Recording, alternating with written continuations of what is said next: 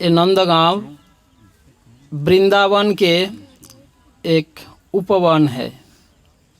नंदगांव बरसाना वे वृंदावन का ही उपवन है। जो 12 वन है उनमें से वृंदावन एक है। वृंदावन के प्रत्येक वन के कुछ उपवन 12 ऐसा मैंने सुना। तो वृंदावन के भी कुछ उपवन है, जैसे निधिवन, नंदगांव आदि ऐसे बरसाना ये उपवन है। नंदगांव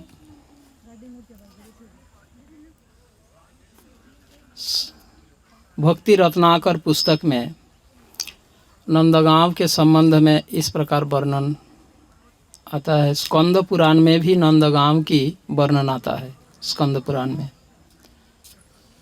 यहाँ पर आप लोग जो नंद बाबा के घर महल देखे हैं वे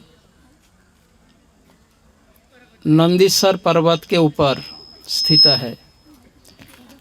नंदीश्वर महादेव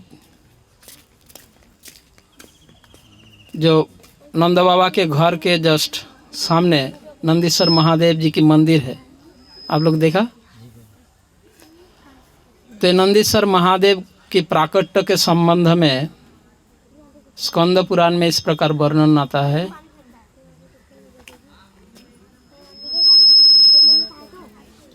पर्जन्य महाराज यानी नंद महाराज के पिताजी, पर्जन्य महाराज और उनके पिताजी कौन थे?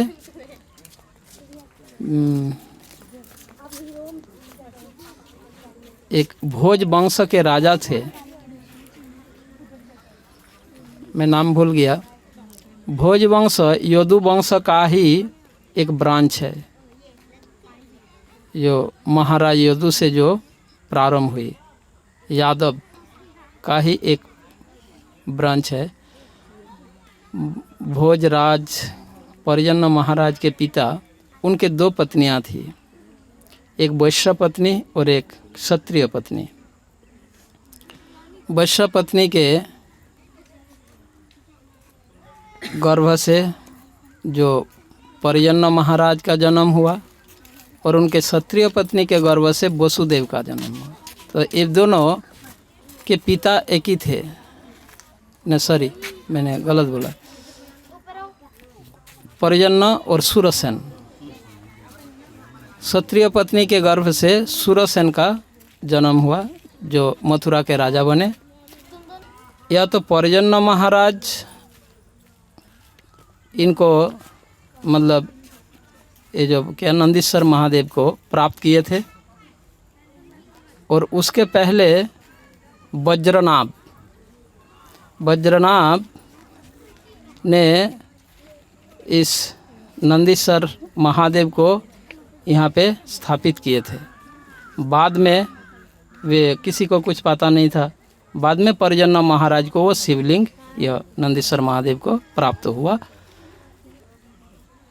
तो ये नंदीश्वर पर्वत नंदीश्वर महादेव के नाम से नंदीश्वर पर्वत नाम से जाना जाता है। और इसके ऊपर नंद महाराज के महल।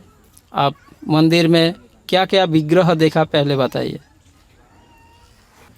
नंद महाराज और यशोदा है ना।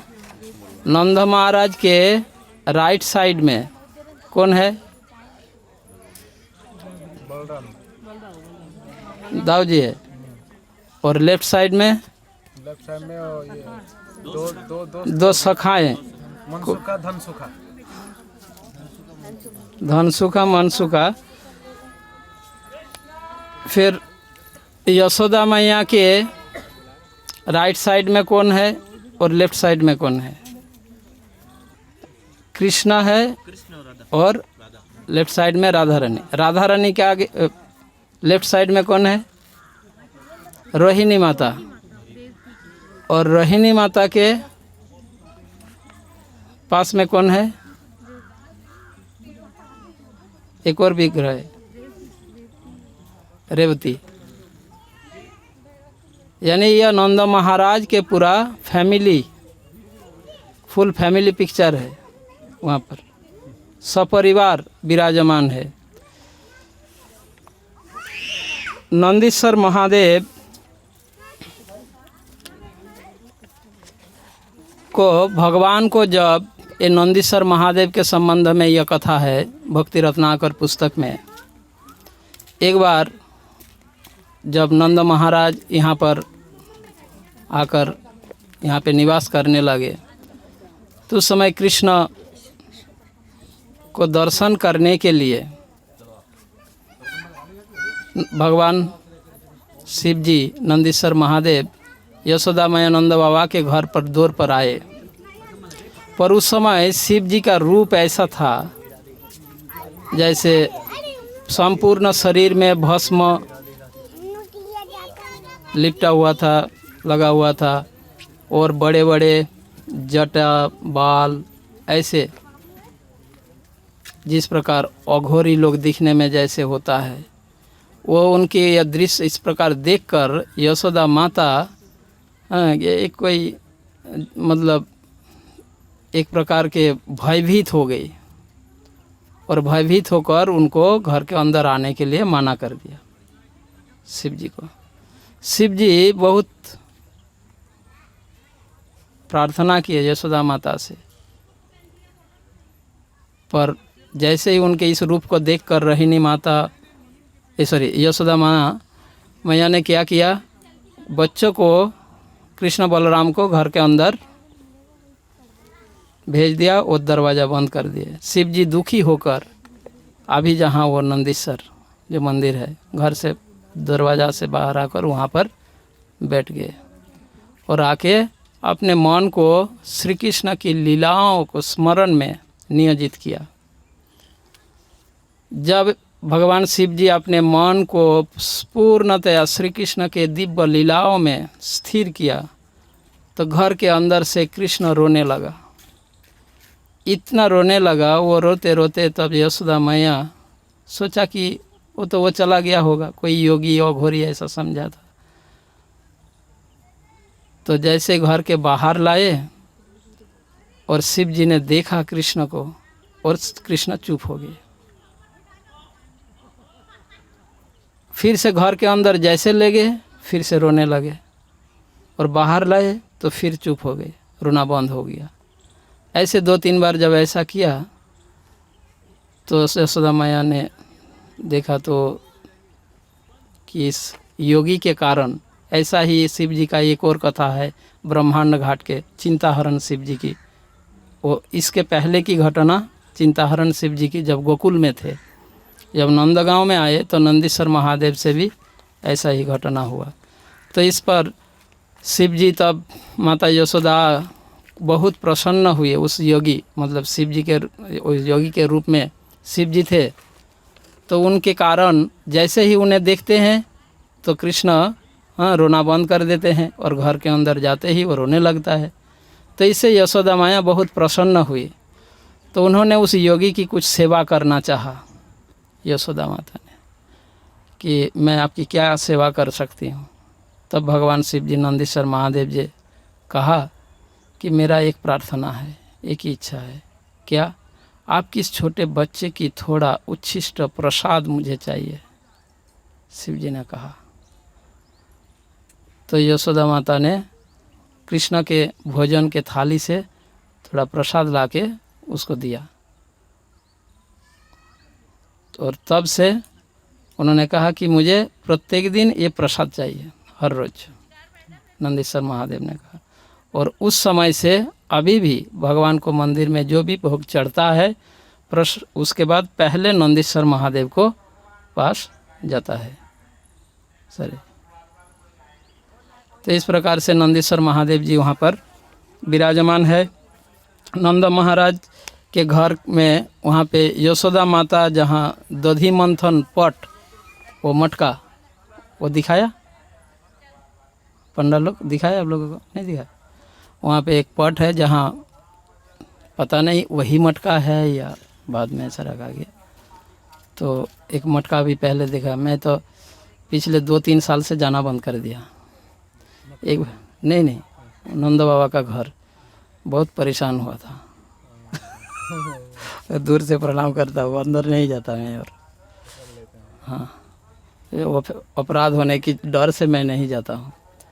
आज जब श्री जी के मंदिर में गया था ना बरसाना में, ये लोग मेरे को दिखा रहा है, पुजारी लोग, वो हमारी और मेरे को परेशान करने लगा, तो मैं उधर से भागा के यहाँ से जॉब कर रहा था। मैं नंद बाबा के उधर में क्यों था नहीं आप लोग के साथ, क्योंकि मेरे को सुजान मैं तो गया ही नहीं, आप तो गया, मैं तो गया ही नहीं। गए नहीं क्या, मेरे को पूछे जब मैं लगी मेरे साथ कोई नहीं है, मैं इसलिए चुपचाप। नहीं, इसके पहले भी मैं अकेला जाता हूँ, ग्रुप के साथ नहीं जाता हूँ, और इस बार एक बिल्कुल साथ साथ चले गए तो इसलिए गया नहीं। जो भी है, तो इससे क्या होता है, धामवासियों के प्रति अपराध हो जाता है। हमारे अंदर उतना नियंत्रण नहीं है, हाँ, हम संयमित नहीं हैं, हमारी मन बुद्धि कलुषित है, तो इस अपराध के डर से भयभीत रहते हैं हम। जो भी, तो नंद महाराज यशोदा माता की वो दही मंथन मटका अभी रखा है, पंडा लोग दिखाते हैं भक्त लोगों को। नंद महाराज जी भगवान नारायण की सेवा करते थे और भगवान वराह देव की सेवा करते थे। नंद महाराज के दो इष्ट देव भगवान नारायण और वराह देव। तो इस नंदगांव में एक नरसिंह मंदिर भी है।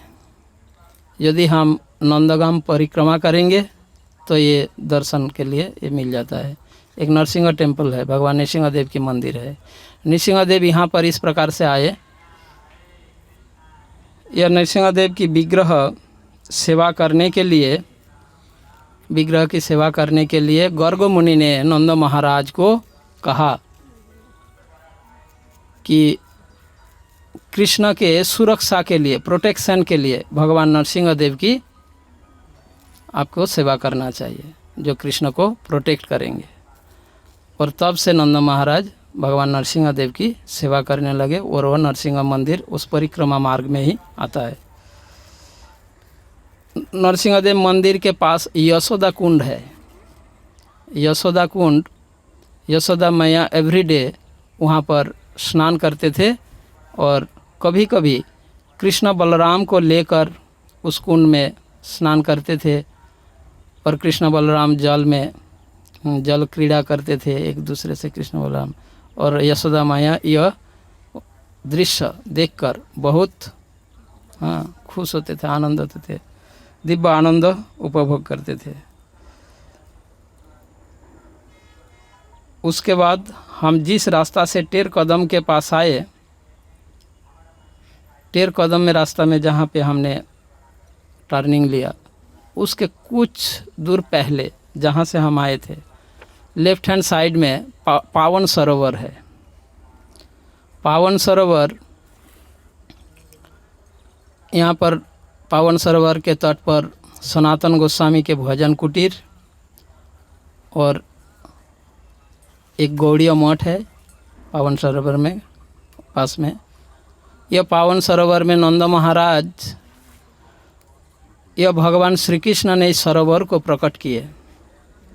जब नंद महाराज वृद्ध अवस्था को प्राप्त किए थे और उनकी तीर्थ यात्रा में जाने की इच्छा हुई, तब भगवान कृष्ण ने समस्त तीर्थ को यहाँ पर बुलाया और यह सरोवर उन्होंने प्रकट किया और नंद महाराज वहाँ पर स्नान किए। समस्त तीर्थ को यहाँ पर उन्होंने प्रकट किए थे भगवान। तो पावन मतलब पवित्र। संसार के जितने तीर्थ है, भक्ति रत्नाकर पुस्तक में इस प्रकार वर्णन किया गया। नंद महाराज की ये जो चातुर्मास के समय काल में ब्रज धाम में समस्त तीर्थ विराजमान रहते हैं। नंद महाराज के लिए पावन सरोवर की जो प्राकट्य, ये भी ये चातुर्मास के समयकालीन है। और इस सरोवर में ये 4 महीना, जो चातुर्मास के 4 महीना, इस संपूर्ण संसार के सृष्टि में जितने तीर्थ है समस्त तीर्थ इस सरोवर में विराजमान रहते हैं 4 महीना तक। इन 4 महीना के बाद पुष्कर तीर्थ यहाँ पर नहीं होते, बाकी सारे तीर्थ हमेशा रहते हैं, सदैव रहते हैं। पुष्कर तीर्थ केवल 4 महीना के लिए ये ब्रजधाम में निवास करते हैं। इसलिए इस चातुर्मास के समय काल में जो ब्रजधाम में आते हैं तो वो समस्त तीर्थ दर्शन तथा तीर्थ यात्रा का फल उन्हें प्राप्त हो जाता है। इसलिए वैष्णव समाज विशेष रूप से ब्रह्म मध्य गौड़ीय वैष्णव समाज संप्रदाय के समस्त वैष्णवगण इन चातुर्मास के समय ब्रज में निवास करते हैं अधिकतर भक्त। और ब्रज में यात्रा, अगर ब्रज में निवास संभव न हो जिन भक्तों का, कम से कम इस समय काल के अंदर विशेष रूप से कार्तिक में ब्रज यात्रा दर्शन के लिए आते हैं, जिसमें समस्त तीर्थ दर्शन का फल प्राप्त हो जाता है। क्योंकि इस समय संपूर्ण सृष्टि में जितने भी पवित्र तीर्थ स्थान है समस्त तीर्थ यहाँ पर विराजमान रहते हैं। तो यह पावन सरोवर के दूसरे तट पर सनातन गोस्वामी के भजन कुटीर है। यहाँ पर सनातन गोस्वामी जी भजन करते थे और वे नंदगांव के निवासियों के अत्यंत प्रिय थे। सनातन गोस्वामी किसी के कोई भी प्रॉब्लम होता था गांव के, केवल नंदगांव नहीं आसपास जितने भी, वे सभी सनातन गोस्वामी जी के पास आते थे समस्याओं के समाधान के लिए। किसी की उनके सलाह के बिना ब्रजवासीगण जब सनातन गोस्वामी यहाँ पर थे कोई भी डिसीजन नहीं लेते थे। किसी की बेटी का शादी करवाना होता तो पहले सनातन गोस्वामी का ये अनुमोदन होना चाहिए। अगर वो हाँ कहे तभी उस पत्र के साथ उसका शादी होगा। इतने मानते थे सनातन गोस्वामी जी को, और हर कोई प्रॉब्लम लेके सनातन गोस्वामी जी के पास आते थे। ब्रजवासी ने बताया था ना, पूरा गांव उनको ड्रॉप करने जाता था। हाँ, एक गांव से दूसरे गांव में और अगला गांव रिसीव करने आते थे। तो सनातन गोस्वामी वहीं पे उसी पावन सरोवर के तट पर भजन करते थे। इसके पहले जब तक मतलब नंदगांव में आने से पहले जब तक नंद महाराज तथा कृष्ण बलराम वे गोकुल में थे तब तक सनातन गोस्वामी जी मानसी गंगा के तट पर भजन करते थे। और जब नंद महाराज यहाँ शिफ्ट हो गए तो सनातन गोस्वामी वहाँ मानसी गंगा गोवर्धन से यहाँ पर पावन सरोवर के तट पर आ गए और यहाँ पर भजन करते थे। तो वहाँ पर चाकलेश्वर शिव जी का मंदिर है, उसके पास में सनातन गोस्वामी के भजन कुटीर है। वो जब हम कल या परसों जाएंगे तब वहाँ देखेंगे, वहाँ सनातन गोस्वामी के भजन कुटीर और चाकलेश्वर महादेव जो भी। तो उसके बाद उस परिक्रमा मार्ग में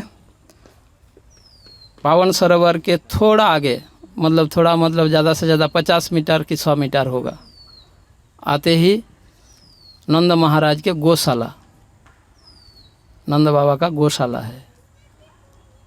तो अभी भी वहाँ बोर्ड भी लगा हुआ है नंद बाबा का, अभी भी वो गौशाला है, कुछ गाय है वहाँ पर अभी।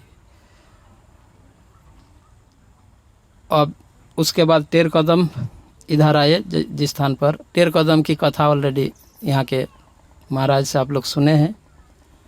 और टेर कदम इसके थोड़ी आगे जाके लेफ्ट हैंड साइड में आशेश्वर महादेव शिव जी, वो हम जाते समय दर्शन करके जाएंगे। आशेश्वर महादेव कल मैंने बताया था इस ब्रजधाम में 4 महादेव है ना? कौन कौन? गोपेश्वर, चकलेश्वर, भूतेश्वर और कामेश्वर। तो ये 4 महादेव, इन्हें क्षेत्रपाल कहा गया है। और बाकी जो महादेव शिव जी, नंदीश्वर, आशेश्वर हैं, वे इनका भूमिका क्या है, क्या रोल क्या है इस धाम में? तो ये दिक्पाल के रूप में ये कार्य कर रहे हैं इस धाम में, दिक्पाल के रूप में। दिक्पाल की एक विशेष रोल होता है, भूमिका होता है। तो उस रूप में इस धाम में ये विराजमान है। और इसके बाद परिक्रमा मार्ग में आगे जो जगह आता है, वे आप सीढ़ी चढ़ के आज गए नहीं है ना, जहाँ से सीढ़ी चढ़ के वो नंद बाबा के घर की तरफ जाता है, उस स्थान से 20-25 मीटर दूरी में एक छोटा सा मंदिर जैसे हैं, और उसका नाम है क्या, क्या बोलते हैं, हाउ बिलाव।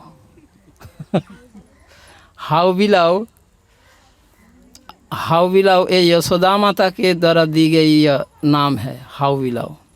जब कृष्ण बलराम बहुत शैतानी करता था, बहुत चंचल था, जब बहुत ही परेशान करता था यशोदा मैया को और बात नहीं सुनता था। जब खाने के लिए बुलाती थी माता यशोदा, खाने के लिए नहीं आता था, खेल में वो उनका मन खेल में लगा रहता था। तब माता यशोदा ये हाउ बिलाव कहकर जैसे कहते थे, तो डर से आके यशोदा माता के गोद में छुप जाते थे कृष्ण बलराम। ये हाउ बिलाव रौरव नरक है ना, वहाँ पे रुरु नाम के एक प्रकार प्राणी है, जिनके बहुत ही शार्प दांत हैं, टीथ है, बहुत ही तीक्ष्ण शार्प, बड़े बड़े। रुरु एक प्रकार ऐसे प्राणी हैं जिसके बड़े बड़े दांत, मुंह, जैसे वो जुरासिक पार्क में क्या दिखाया था, डायनासोर दिखने में जैसे, ऐसे रुरु नामक प्राणी होता है, भयानक भयंकर। ऐसा ही एक मूर्ति वहाँ पर बना हुआ है, हाउ बिलाव। बहुत भयानक मूर्ति हाउ बिलाव। ये हाउ बिलाव बोलते ही कृष्ण बलराम डर से आके यशोदा माता के गोद में छुप जाता था, उसी से डरता था। फिर उसके आगे नंदकुंड तथा नंद महाराज के बैठक है। ये नंदकुंड, नंद महाराज प्रातःकालीन स्नान, मॉर्निंग बाथ, उस कुंड में मॉर्निंग बाथ मतलब प्रातःकाल में जो स्नान करते थे उस कुंड में स्नान करते थे, और नंदकुंड नाम है। वहाँ पे इस प्रातःकालीन स्नान के अतिरिक्त नंद महाराज कभी कभी उस कुंड के तट पर बैठकर अन्य गोपों के साथ, जब अन्य गोप उनसे मिलने आते थे तब उस स्थान पर वो मिलते थे, उनसे बातें करते थे। ये नंदकुंड के आगे, नंदगांव के परिक्रमा मार्ग में उसके आगे मधुसूदन कुंड नाम के एक कुंड है। मधुसूदन कुंड नाम इसीलिए हुआ, उस कुंड के तट पर अभी तो नहीं है, बहुत ही फूलों की, बहुत सुंदर फूलों की बगीचा था, और वहाँ पे मधुमक्खी की बहुत छत्ता, मधुमक्खी की छत्ता होता था। तो इससे मधुसूदन नाम, मधुमक्खी या उसी नाम से मधुसूदन कुंड नाम हुआ, और मधुसूदन भगवान का भी एक नाम है। इसके बाद मार्ग में एक और जगह आता है जिसका नाम है करेला कुंड। करेला कुंड नाम है। नंदगांव परिक्रमा करेंगे तो मधुसूदन कुंड के बाद करेला कुंड नाम है, एक कुंड है। भगवान श्री कृष्ण वहाँ पर आके बैठते थे, और बैठकर वे इस कुंड की सुंदरता को तथा इस नंदगांव की ब्रज की सुंदरता को दर्शन करते थे, और विविध प्रकार के मधुसूदन कुंड के जो सुंदर सुंदर फूलों की दृश्य, दोनों कुंड पास पास है, करेला कुंड और मधुसूदन कुंड, तो सुंदरता को दर्शन करते थे कृष्णा। तो उस कुंड का जहाँ पर बैठते थे करेला कुंड नाम, अब करेला कुंड नाम क्यों हुआ ये मुझे नहीं मालूम, पर नाम अभी बोलते हैं उसका करेला कुंड बोलते हैं, पर क्यों करेला नाम हुआ मुझे नहीं मालूम। फिर उसके बाद इस नंदगांव में एक और बहुत ही सुंदर और एक अत्यंत वर्णनीय स्थान है मुक्ता कुंड। मैं कभी गया नहीं, बहुत पहले गया था, बहुत पहले जब हमने ब्रजमंडल परिक्रमा किया था, तो उस समय यहाँ पर मुक्ता कुंड जो है, इस मुक्ता कुंड की बहुत सुंदर कहानी है। मुक्ता शब्द का अर्थ मोती, पर्ल, मोती बोलते हैं, मोती। इस कुंड के तट पर एक बार कृष्ण बलराम गोपियों से, सखियों से कुछ मोती मांगा था। उनके सखाएं, कृष्ण बलराम के सखाएं गोपियों से मोती मांगा था। तो गोपियों ने उन्हें मोती नहीं दिया। तो ये दुख की बात आके कृष्ण को बताया कि हमने गोपियों से कहा, कुछ मांगा, कुछ मोती मांगा, ये हमें दिया नहीं। तो कृष्ण ने कहा, इसके लिए दुखी क्यों हो रहे हो, मैं देता हूँ ना। तुम्हारे पास मोती कहाँ है, मैं खेती करता हूँ। हैं, बच्चा लोग जैसे अभी ऐसे बातें करते हैं, ऐसे बचपनी बातें हैं। तो वो अच्छा, मोती खेती से उगती है? बाकी दोस्तों ने पूछा, हाँ क्यों नहीं, मोती का भी खेती होती है। तो कृष्ण ने अपने घर पर आए और घर से कुछ मोती लेकर आए, घर के अंदर से, और एक ज़मीन में वो सारे मोती को बो दिया और उसमें पानी कहा, सारे मित्रों को कहा, सखाओं को, कि इसमें पानी डालते जाओ, हाँ कुछ ही दिनों में इसमें पौधा उगेगा और मोती फलेगा। अब कृष्ण की बात को उनके सखाएं कभी सारी बातों को विश्वास करते थे और जो बोलते थे वो लोग मानते थे। इसलिए गोप सखाओं ने हर रोज़ उसमें पानी डालने लगा।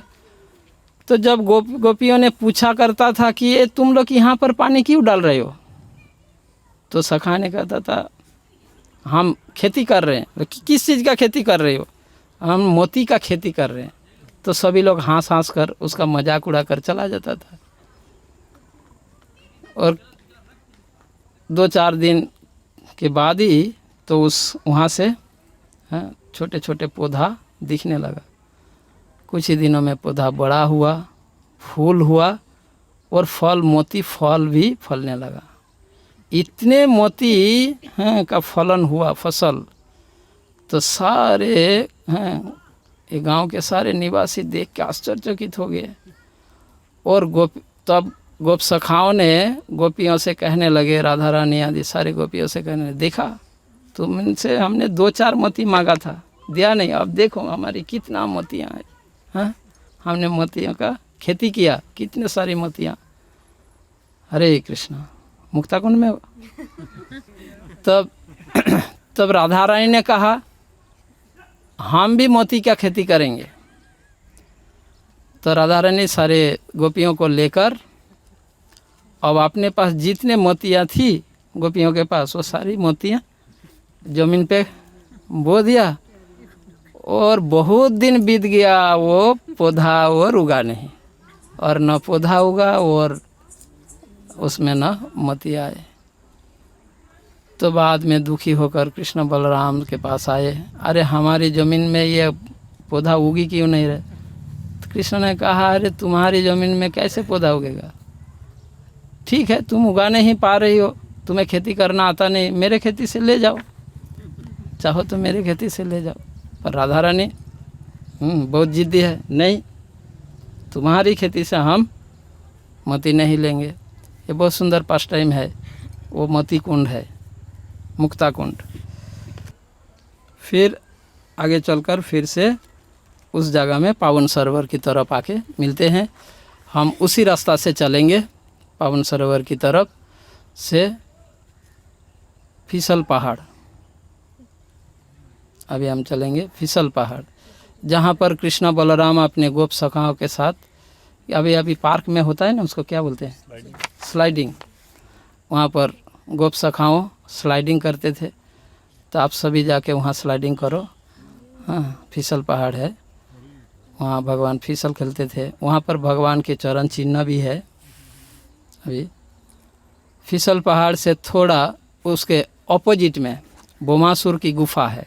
एक तरफ फिसल पहाड़ और दूसरी तरफ भौमासुर की गुफा, जहाँ पर भौमासुर कितना 1000 या 108 राजकन्याओं को बंदी बना कर रखे थे। वो गुफा, भौमासुर की गुफा। जब ब्रह्मा जी ब्रज में आए थे ना, और जो भौमासुर की गुफा वो जो पहाड़ पर है, उस पहाड़ के नीचे तलहटी में फिसल पहाड़ है और दूसरी तरफ भौमासुर की गुफा है। तो जिस तरफ गुफा का मुंह है, उसी तरफ उसके पास में पहाड़ के पास से जो रोड निकलती है, रोड के दूसरी तरफ भोजन थाली है। हम भोजन थाली तक दर्शन करने जाएंगे। आज उससे ज़्यादा टाइम नहीं मिलेगा। अभी टाइम क्या हुआ? 3:15 हो गया। हमारे पास मैक्सिमम 2 घंटा टाइम है, उसके बाद अंधेरा हो जाएगा और तब हम कुछ दर्शन नहीं कर सकते। तो अच्छा यही है, ज़्यादा यहाँ पर समय और ना बिता कर ये 3 जगह दर्शन करेंगे और थोड़े समय में इन तीनों जगह का कथा मैं कर देता हूँ। फिर उसके बाद अंधेरा हो जाएगा, दर्शन नहीं कर पाएंगे। या तो पूरा कथा यहाँ से सुनते जाओ, दर्शन नहीं होगा। अगर दर्शन करने जाओगे तो पूरा कथा नहीं हो पाएगा।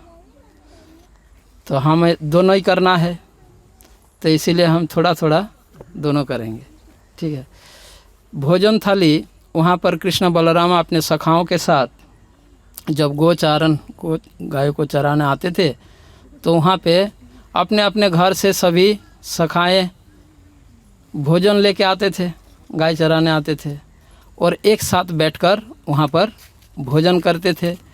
सारे सखाएँ मित्र अपना अपना घर की भोजन कृष्ण बलराम को खिलाते थे। पहले खुद टेस्ट करते थे, हाँ, टेस्ट करके फिर कृष्ण बलराम को खिलाते थे। और वहाँ पे और भी कोई सारी लीलाएं करते थे भोजन थाली में। एक बार ऐसा हुआ, कृष्ण ने मुंह में बटर मिल्क मुंह में लिया, मतलब पीने के लिए बटर मिल्क छाछ लिया मुंह में। तब मधुमंगल आके ऐसे जब मुंह में वो पी रहा था कृष्ण, तो मधुमंगल आके उनके दोनों मुंह में ऐसे करके दबा दिया और मुंह से फिचकर ही निकाल कर वो बटर मिल्क, हाँ, मुंह से निकाल कर गिरा। वो जगह क्षीर सागर बना। हाँ, भोजन थाली के सामने एक कुंड है, उस कुंड का नाम है क्षीर सागर। हाँ, और कृष्ण के मुंह से वो बटर मिल्क, हाँ, क्षीर समुद्र है ना, वही जो क्षीर, हाँ, वही क्षीर समुद्र। हाँ, तो कृष्ण के मुंह से वो निकला था। अभी तो उसमें क्षीर तो है ही नहीं, पर कुंड है, पर हम इस दृष्टि से, इस आँखों से नहीं देख पाएंगे। पद्मावधि से लीला करे गौर राय, कोनो कोनो भाग्यवाने देखी बारे पाए। भगवान की लीला दिव्य है, आध्यात्मिक है। अभी भी भगवान वो सारी लीलाएं कर रहे हैं। तो जो सौभाग्यशाली व्यक्ति, वही उनका दर्शन कर पाते हैं। हम इस भौतिक आंखों से नहीं देख सकते। तो जब इस प्रकार से कृष्ण बलराम भोजन कर रहे थे, तो ब्रह्मा जी ने ब्रज में आए थे। उन्होंने तो पता चला, उन्होंने सुना कि परम भगवान, परम पुरुषोत्तम भगवान इस ब्रज में आविर्भूत हुए हैं। तो इसीलिए उनके दर्शन के लिए ब्रह्मा जी आए थे। तो जब देखा कि ये कृष्ण जिसे ये लोग भगवान बोल रहे हैं, ये कैसा भगवान है, तो वो मोहित हो गए। ब्रह्मा जी उनके कार्यकलापों को देखकर भगवान के रूप में उन्हें नहीं समझ पाए, नहीं पहचान पाए। इसका कारण क्या है? भगवत गीता में भगवान ने कहा है, अश्रद्धालु व्यक्ति अज्ञानी, अश्रद्धालु और संशयात्मा। जो अज्ञानी होता है, जो अश्रद्धालु होता है और जो संशयात्मा होता है वो विनाश प्राप्त होता है। अज्ञश्च अश्रद्धानश्च संशयात्मा विनश्यति। ब्रह्मा जी के मन में डाउट होने के कारण भगवान को ये समझ नहीं पाए। नहीं तो ब्रह्मा जी जैसे व्यक्ति भगवान को नहीं पहचान सकते, कैसे हो सकता है? ब्रह्मा जी भगवान के एक शुद्ध भक्त है।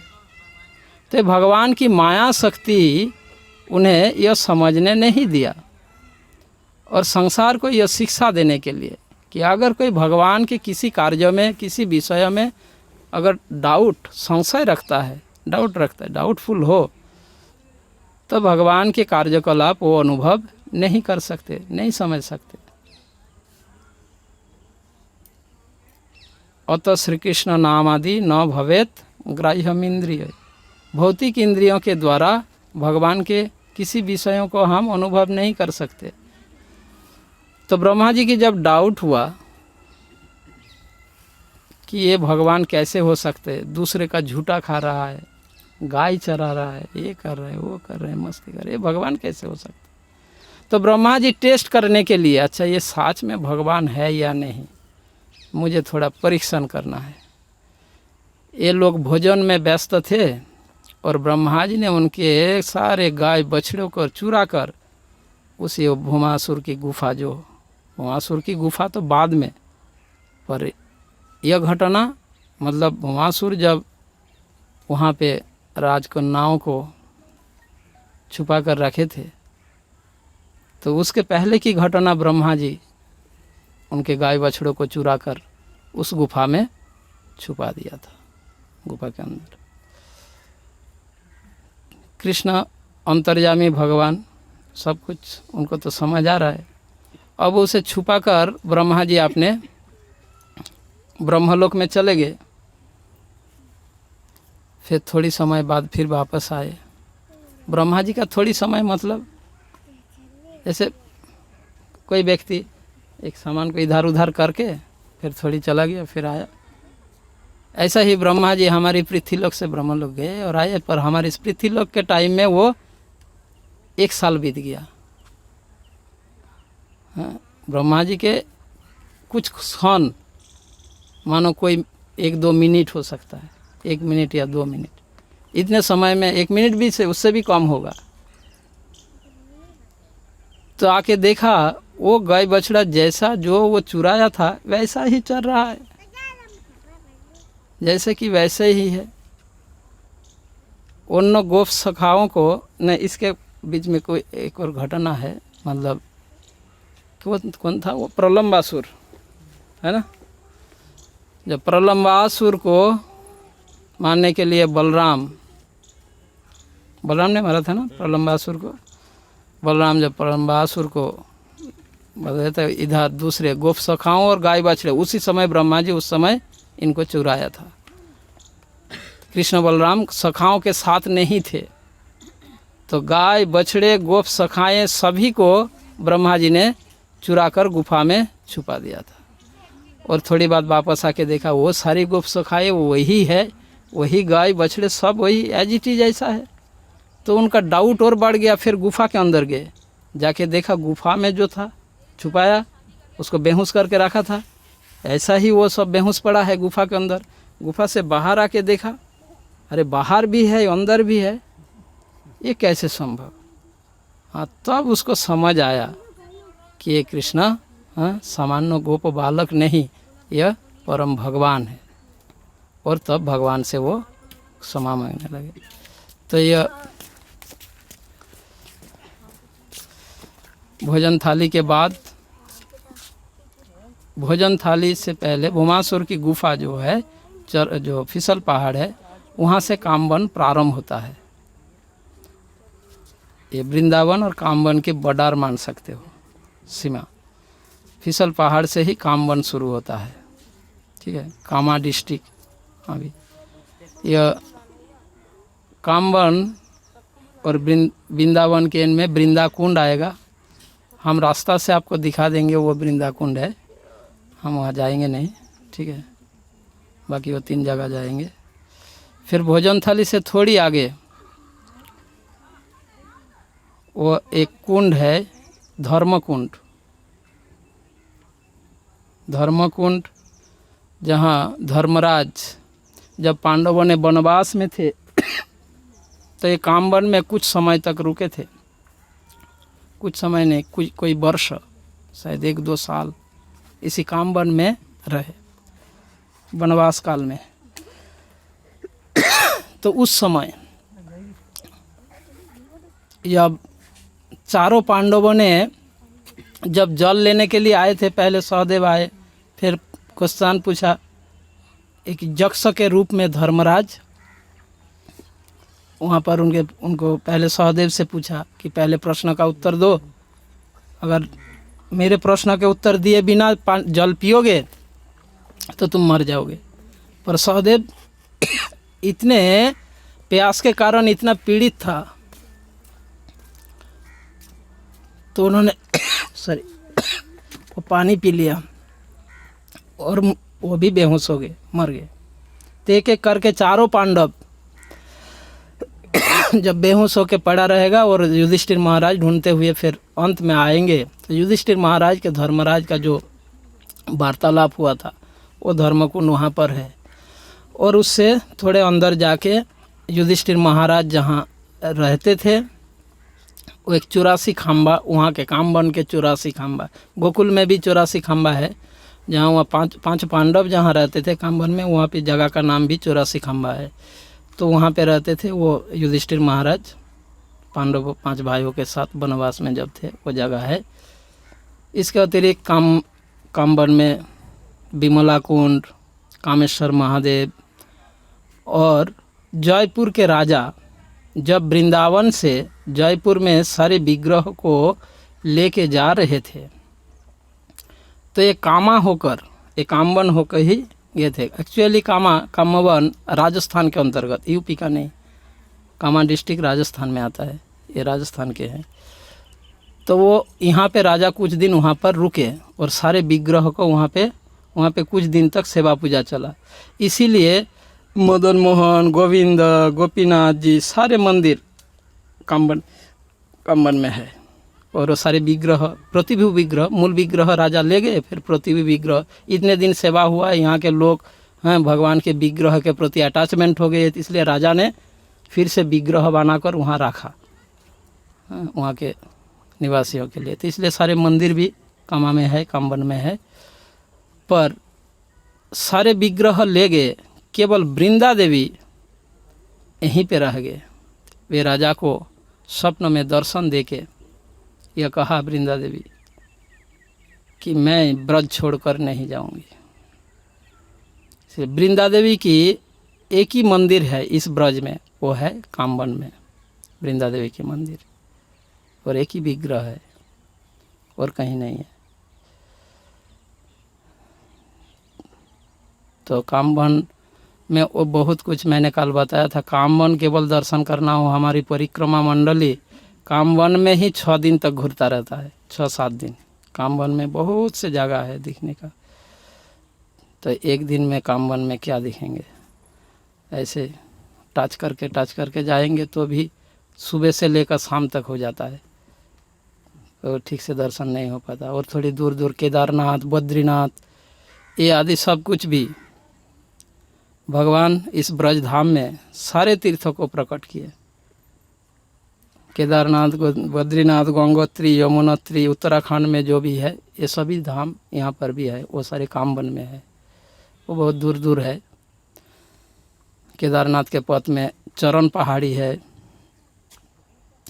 तो अभी हम यहाँ से 3 जगह दर्शन के लिए जाएंगे, फिसल पहाड़, भौमासुर गुफा और भोजन थाली। भोजन तो कर लिया, अब मेरे हिसाब से शास्त्र प्रभु कहाँ है, तो वो पहले हम भोजन थाली जाए, मतलब उधार से दर्शन करते करते आए। पहले भोजन थाली दर्शन करो, मतलब लास्ट वाला, फिर भौमासुर गुफा और फिर फिसल पहाड़। कि भौमासुर गुफा अंधेरा हो जाएगा तब तो जा ही नहीं सकते हो, ऐसे कांटे से भरा है, दूर से दिखाना ही अच्छा रहेगा। ठीक है, तो इसलिए अच्छा ही है थोड़ा उजाला रहते रहते वहाँ जाके दर्शन करके आए। ठीक है, हरे कृष्णा। जय श्रील प्रभुपाद की जय, ब्रजधाम यात्रा की जय।